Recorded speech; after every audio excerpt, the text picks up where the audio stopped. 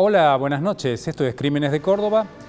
La historia de esta noche es la triste historia del final de la vida del músico escocés Finlay William Ferguson, un hombre de 60 años que era el director de la Orquesta Académica Juvenil del Teatro Libertador San Martín, que se cruzó su vida en un momento con Alan Torres, un joven de solo 19 años, un taxi boy. Hubo algunas diferencias en algún encuentro que tuvieron y terminó en un violento crimen. Vamos a analizar esta noche todo lo que rodeó a ese homicidio violento en la casa de Finlay, en La Cañada, en Barrio Güemes. Para esto, como solemos hacer en algunas oportunidades, recurrimos a algunos de los actores judiciales para que nos cuenten lo que ha sido el proceso, todo. Vamos a comenzar ahora, vamos a abordar el tema con la palabra de dos especialistas. Uno es el instructor Rubén Caro, quien elevó la causa a juicio, y el otro es Martín Bertone, juez de cámara que juzgó el caso. Ambos primero nos van a contar qué pasó en la escena del crimen. Bueno, recuerdo que por mediados de agosto del 2017, en hora de la siesta, estando de turno, nos comunican que había ocurrido un hecho violento, posiblemente un homicidio, en calle Marcelo Pérez Alvear. Inmediatamente nos constituimos en el lugar de los hechos con policía judicial. Bueno, y ahí observamos que había una persona muerta. A simple vista se notaba que había sido golpeado con un elemento contundente. Tenía su cabeza muy dañada, estaba sobre un colchón de 2 plazas sobre el suelo y tenía cinta o una media en la boca y también estaba atada. Por lo que a prima facie se podía determinar que había sido momentos previos a una relación sexual, que se había producido algún altercado, alguna discusión. En ese primer momento no sabíamos qué, y que esto había ocasionado la muerte. Recabamos información de los vecinos, todos ellos coincidieron de que esta persona era director de orquesta, creo que del Teatro San Martín, y que acostumbraba a dar clases a chicos, y que muchos de ellos lo recibían. O sea que era normal y cotidiano ver muchos jóvenes en el lugar. No le llamó la atención que día previo o el día del hecho haya habido algún muchacho que haya entrado, pero nadie había prestado atención. En razón a ello, este hecho lo que primero se da cuenta es un grupo de alumnos que al ver que faltaba a una clase, cosa que era muy difícil o si no él avisaba, ante este silencio absoluto los alumnos se preocuparon, y un grupo de ellos incluso llegó al departamento de él. Vieron que estaba herméticamente cerrado, que nadie atendía, no contestaba el celular desde hacía varias horas. O sea, todo esto era una situación muy rara y que hizo que comunicaran a la autoridad policial.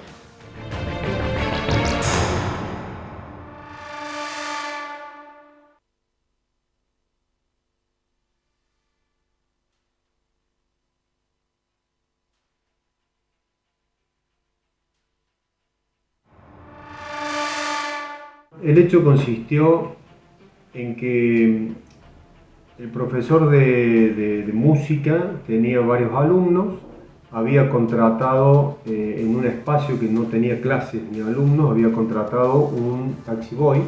Este taxi boy resultó ser un joven de 18 años que se dedicaba a esta tarea porque vivía en una zona marginal de la ciudad de Córdoba, en la villa de emergencia del Tropezón.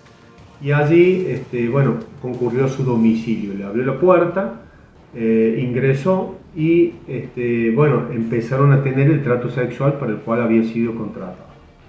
Parece que alguna desaveniencia en este pacto que habían realizado despertó la ira del joven Torres, que tomó estaban en la habitación del departamento, tomó una mancuerna, encontrándose el profesor con los ojos tapados y atados de manos. Entonces, tomó una mancuerna y con la mancuerna lo golpeó en la cabeza, siendo esta el motivo del deceso del profesor.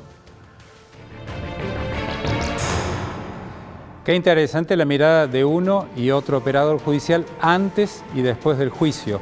Con mayores precisiones, luego del debate, el doctor Bertone nos decía algunos detalles más a todo lo que instruyó el fiscal Caro.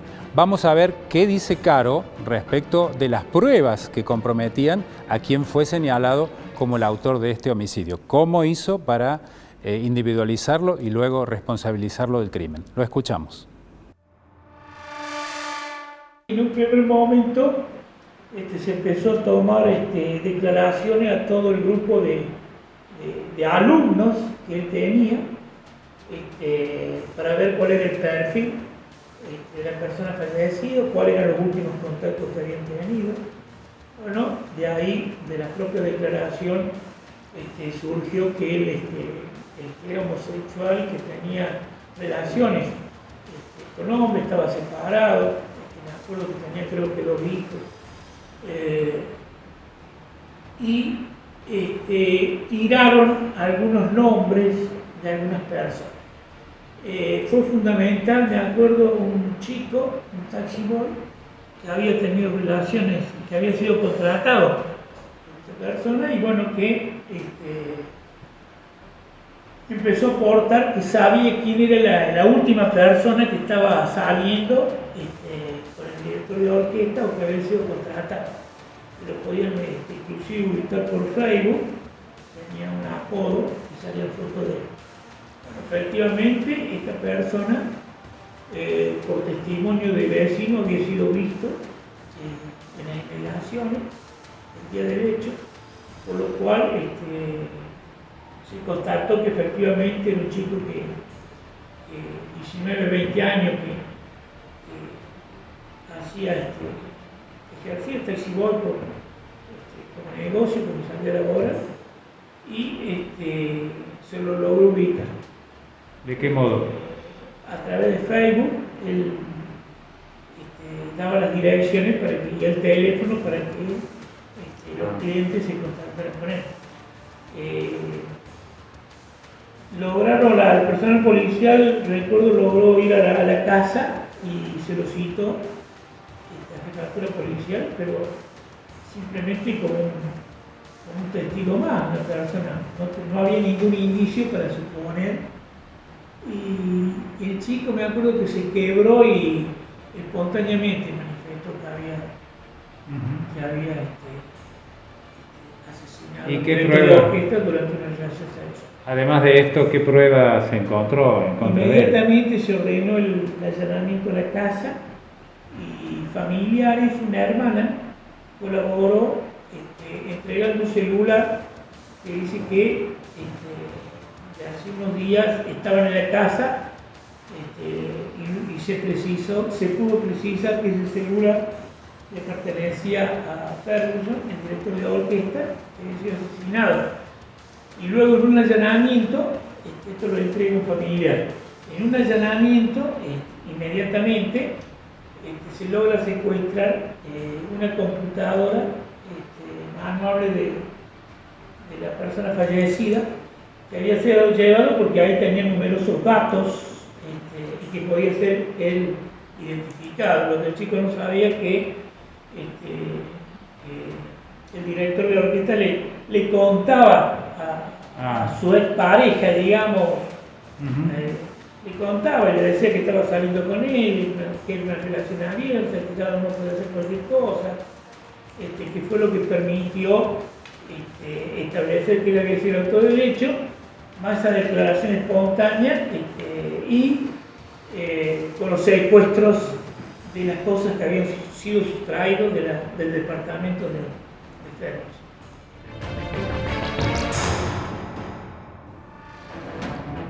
Bueno, seguimos con el repaso del asesinato del maestro de música Finlay Ferguson, que ya no nos quedan dudas, o no quedaban dudas luego de la instrucción, de quién era el autor. Solo se entraba al juicio a discutir si había algunas circunstancias atenuantes para que el acusado de un homicidio calificado no recibiera prisión perpetua. De esta manera ingresaba Alan Torres al juicio, nos lo cuenta el camarista Martín Bertone. Bueno, la acusación lo que postuló fue un homicidio agravado, el homicidio del artículo 80, que tiene un castigo de prisión perpetua. La querella también, representada por el doctor Claudio Oroz, y me parece que estaba también Martín el doctor Fresneda.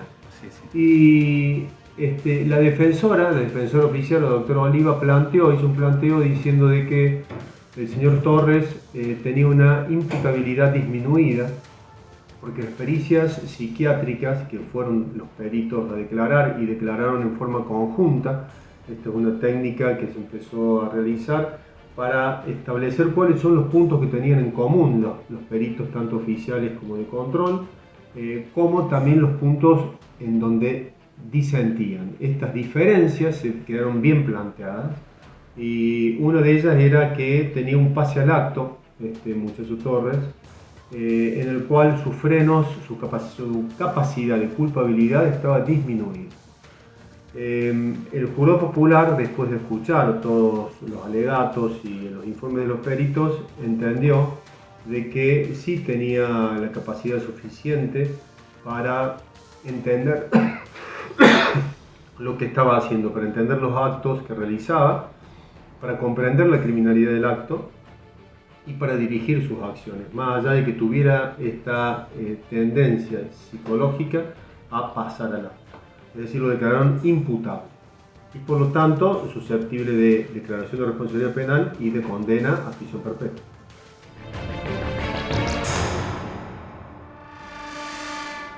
El pasaje al acto es el concepto acuñado por Jacques Lacan en su tesis en la que analizó el crimen de las hermanas Papin, dos criadas que mataron salvajemente y repentinamente a sus patronas.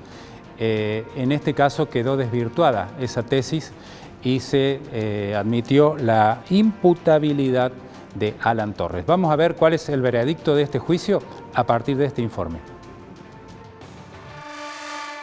Declarar a Alan Torres, el afiliado, autor penalmente responsable del delito de homicidio calificado por alevosía y hurto en concurso real, y por unanimidad imponerle para su tratamiento penitenciario la pena de prisión perpetua. Un homicidio agravado por alevosía tiene una sola pena prevista, que es el caso de prisión perpetua, que es lo que entendió hacia el tribunal y el jurado popular. Así es como pidió el Ministerio Público Fiscal y así pedimos nosotros, ¿no? También con un tratamiento psicológico, ¿no?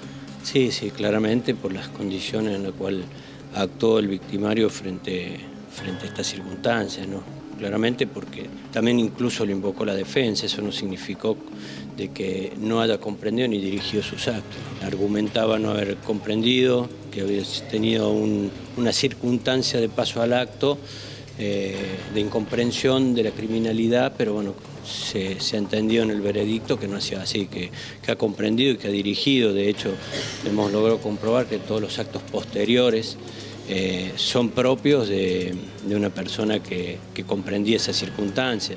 El objeto contundente con el que lo mató, luego lo acomodó en el mismo lugar en donde estaba, se higienizó en el baño, quedaron rostros de sangre de la víctima al lado del inodoro. Dijo que había sido obligado a tener una práctica sexual, el cual él no estaba dispuesto, pero claramente no logró comprobar, porque no había ningún signo de violencia de ninguna manera. Un hombre de 60 años con un joven de 19 y la víctima se lo encuentra con signos de haber estado atado, con una media en la boca, y desnudo y al mismo tiempo con un antifaz, digamos, pero probablemente que era parte de la práctica sexual, pero sin duda fue sorprendido.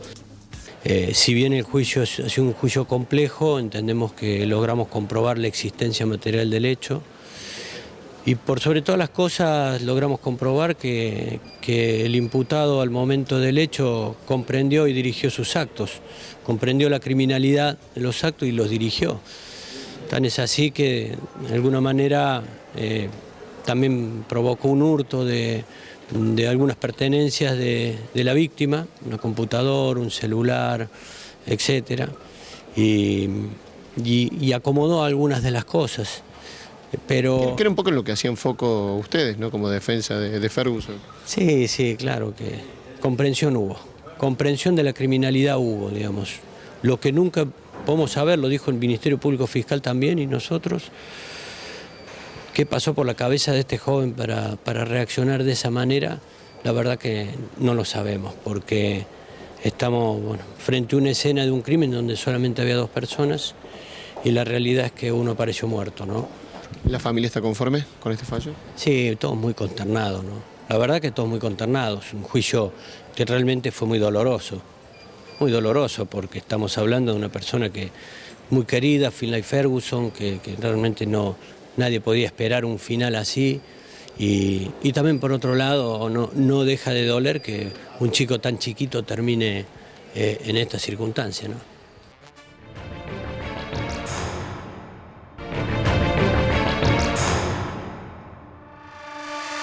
En el último bloque de nuestro programa de hoy, Crímenes de Córdoba, en el repaso del homicidio de Finlay Ferguson, una persona muy querida, como decía Martín Fresneda, vamos a hacer el ejercicio que muchas veces hacemos, que es preguntarnos quién era la persona que falta hoy en la sociedad cordobesa.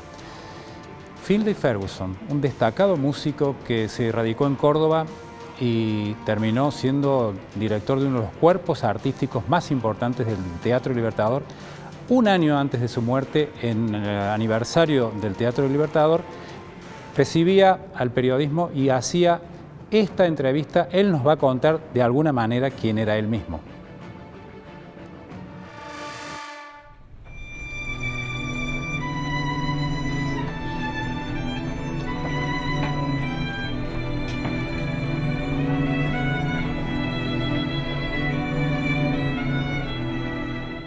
Desde sus inicios hace 10 años, el año pasado cumplimos 10 años.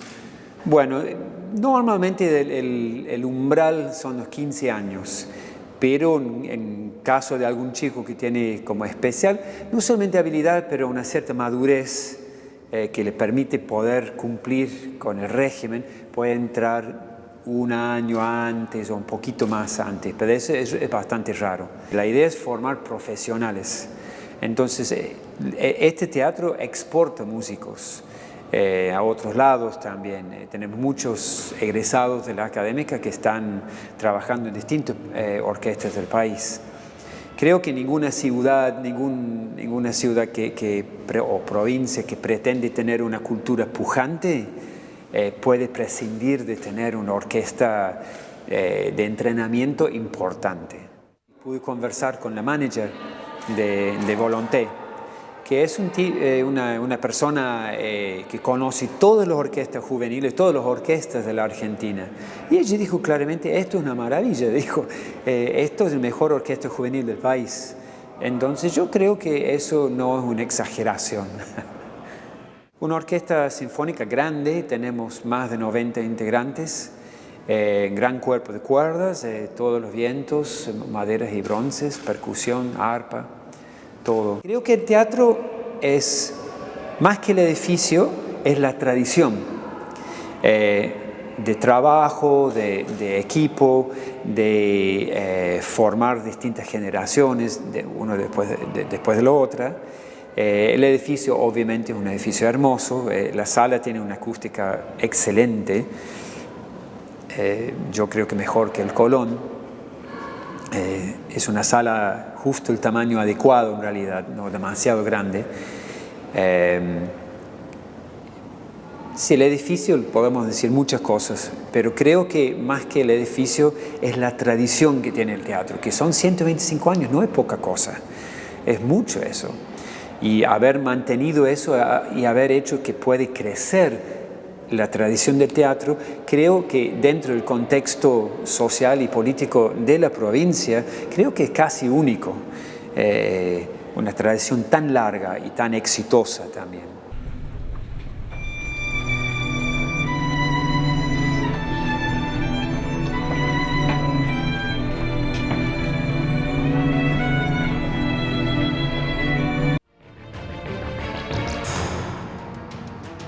Esto es lo que hacía Finlay Ferguson, lo que mejor hacía, ser maestro de música, dueño de este semillero de la música del Teatro del Libertador, y lo que decía él sobre su tarea y sobre el lugar que tanto le inspiraba, el Teatro Libertador.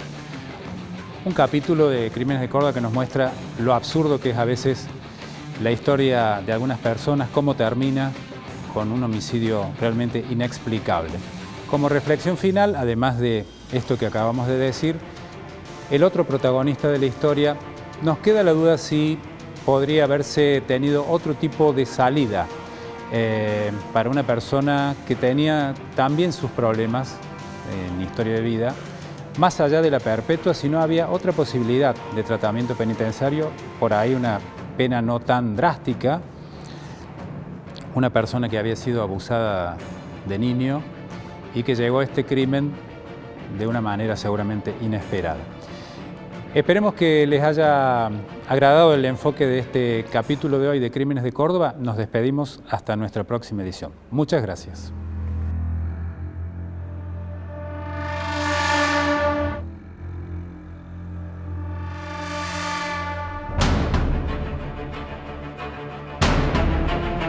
Thank you.